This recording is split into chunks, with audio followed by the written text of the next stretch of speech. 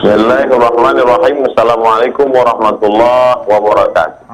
Alhamdulillah wassalatu wassalamu ala Rasulillah wa ala alihi wa sahbihi wa man tabi'ahu wa mawala. Tuan-tuan guru Syekh Ali Jabir, Ustaz Al-Mukarram, Sahibul Fadilah, Ustaz Said Qutub, pemirsa dimanapun berada. Ketika sedang berada di rumah sakit, di ruang ICU, ada orang yang memetik tasbih, yang masih sadar, lalu kemudian ada yang berzikir la ilaha illallah, ada yang bersolawat. Tapi kemudian ketika sudah sehat, lupa zikir, lupa ingat Allah, berarti tidak istiqomah. Atau yang terjadi sebaliknya, ketika sedang sehat, banyak harta, mobil bagus, rumah cantik, keluarga nyaman, adem, ayem, tenang, dia sholat berjamaah, baca Quran, berzikir, bertasbih, tapi kemudian ketika sakit justru risau, marah, itu juga tidak istiqomah. Hari ini kita lihat ada yang sudah melockdown diri, PSBB, social distancing, duduk di rumah. Hari-hari awal masih nyaman, baca buku, nonton kajian, buka Quran, baca Quran, tapi kemudian hari berganti mulai datang boring, risau, pusing, marah, kecewa, akhirnya berhenti, tidak istiqomah. Apa istiqomah itu? Datanglah seorang bertanya kepada Nabi Muhammad SAW, ya Rasulullah, berikanlah aku pesan. Kalau engkau berikan pesan ini yang bermanfaat buatku, insya Allah aku tidak akan tanya lagi kepada orang lain. Lalu apa kata Rasulullah SAW? Qul, katakanlah, amantu billah, aku beriman kepada Allah. Tsumastaqim, kemudian setelah itu istiqamah. Jadi makna dari istiqamah, dari ucapan Nabi Muhammad SAW, dari pesan beliau baginda yang mulia adalah ketika kita sudah berkata Rabbu Allah, maka sejak itu kita tidak lagi merubahnya. Wa in furriqta, walaupun engkau dibakar sampai melepuh kulitmu, au qut'ta, atau badan dicincang, dipotong-potong, diiris-iris, gimana? Biar kau tetap berkata la ilaha illallah Muhammadur Rasulullah. Oleh sebab itu, dalam banyak riwayat Nabi SAW diceritakan tentang bagaimana orang-orang yang istiqamah. Ketika Nabi Muhammad SAW sedang Isra Mi'raj, biar dia aman, Ustaz Somad, mencium bau harum semerbak yang luar biasa. Lalu kemudian Nabi bertanya kepada Jibril alaihissalam, bau apa ini? Bau kubur. Biasanya kubur justru kalau sudah beberapa hari dimakamkan, maaf, busuk. Karena semua yang di tubuh ini akan membusuk, darah menggumpal menjadi nanah, danah akan berulat menjadi santapan cacing tanah. Tapi kenapa ini harum semerbak? Siapa dia? Ternyata dia adalah tukang sisir keluarga Fir'aun. Setiap dia akan menyisir, dia berkata Bismillah. Kalimat ini tidak pernah diucapkan oleh siapapun karena mereka mempertuhankan Fir'aun. Ana rabbukumul a'la, aku Tuhan kamu yang maha tinggi, maha perkasa, maha gagah, maha kuat, yang menguasai seluruh bumi Mesir, semua jalur sungai Nil, aku yang berkuasa. Tapi ada orang yang berani berkata Bismillah dengan nama Allah. Ketika itu akan disembelih, akan dipotong. Bagaimana sakitnya penderitaan rakyat Mesir ketika diceritakan Allah dalam Al-Quran, "Yadbihuna abna'ahum", menyembelih anak laki-laki, "wa yastahyuna nisa'ahum", anak perempuan dibiarkan hidup karena dianggap tidak menjadi ancaman. Kekuasaan kalau terlalu lama dipegang, ketika orang berilmu diam dan rakyat jelata melayani, maka orang akan merasa dirinya Tuhan. Itu yang terjadi pada Fir'aun. Inna Fir'auna wa Hamana, sesungguhnya Fir'aun dan Haman, wa junudahuma, bala tentaranya, kanu khati'in, mereka orang-orang yang salah. Ada orang yang berilmu namanya Haman, tapi ilmunya diabadikan untuk Fir'aun. Ada bala tentaranya, tapi kekuatan juga dipakai untuk menyokong Fir'aun. Rakyat jelata ketakutan, diam. Maka perempuan yang berani berkata Allah, dia tetap istiqamah walaupun dia tinggal di istana. Apa resiko yang diterima?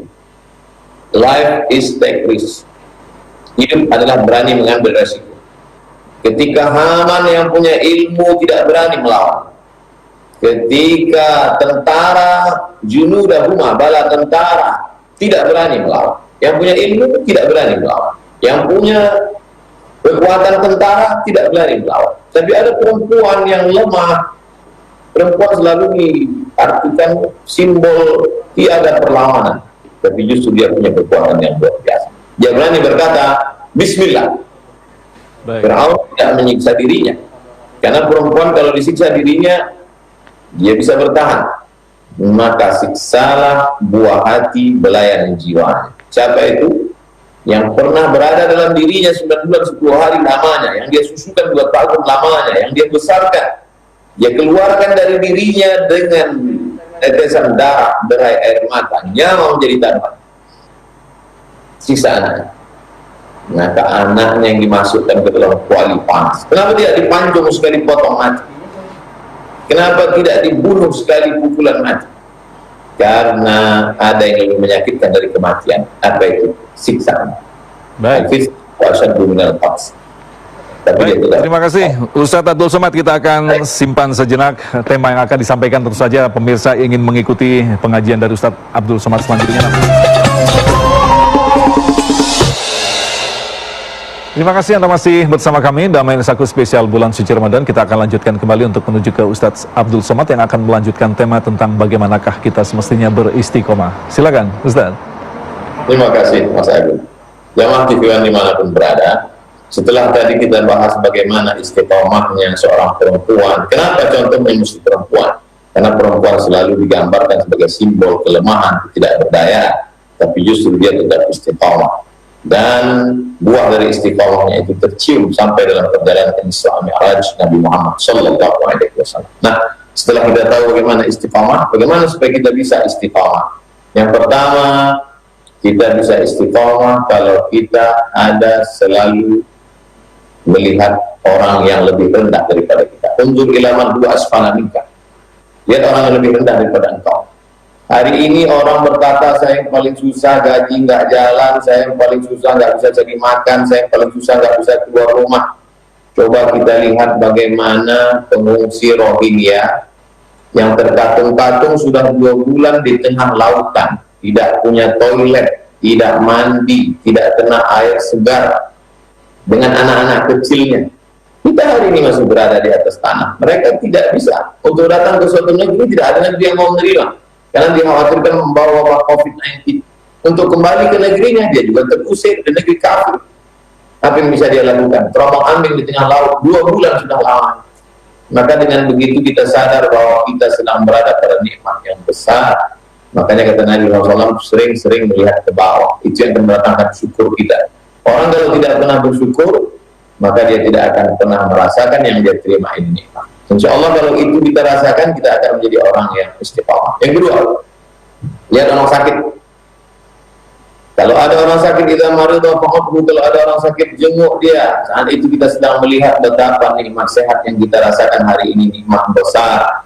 Walaupun dalam keadaan PSBB, lockdown, social distancing, tapi kita masih bisa sholat, masih bisa tarawih, masih bisa baca Quran.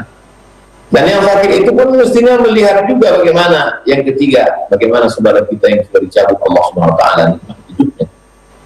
Mereka berapa banyak berdoa, Allahumma barik lana fi hadi Rasulullah wa balighna Ramadan, sampaikan kami ke bulan Ramadan ya Allah. Tapi ada yang lebih cepat daripada permohonan, takdir. Mereka tidak berada di bulan Ramadan. Kita masih diberikan Allah izin sampai ke malam yang ke-9. Malam ini malam Sabtu, malam yang ke-9 Ramadan, kita masih hidup. Masih diberikan Allah Subhanahu wa taala umur panjang. Allah masih sayang. Ada orang-orang yang engkau masih banyak dosa, belum siap menghadap aku, bertobat nasuha, beramal saleh. Oleh sebab itu ini juga membuat kita istiqamah. Yang keempat, musahabatus shalihin.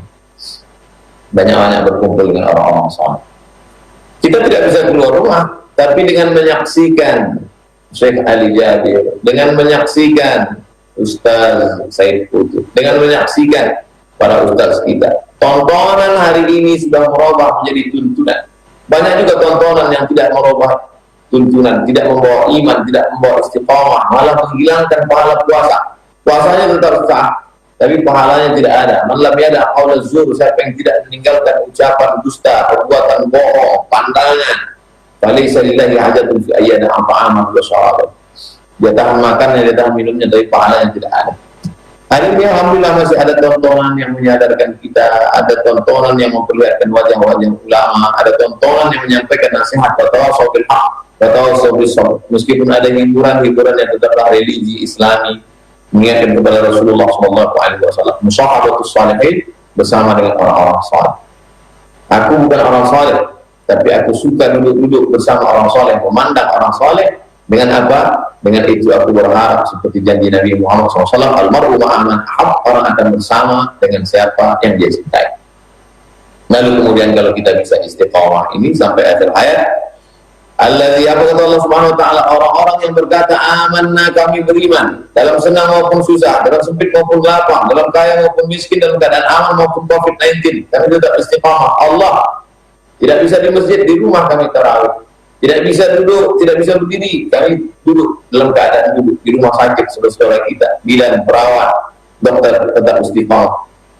Maka apa balasan Allah Subhanahu wa taala? Tatanazzalu alaihimul malaikah, diturunkan Allah Subhanahu wa taala malaikat. Allah takhafu, kata malaikat, jangan kau takut, wala tahzanu, jangan kau sedih.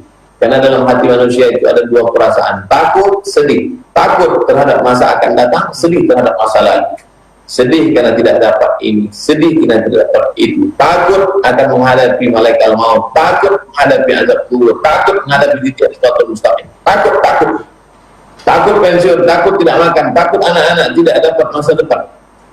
Datang malaikat menenangkan hati. Allah takhafu, jangan kau takut, wala tahzanu, jangan kau sedih, wa abshiru bil jannati allati kuntum tu'adun.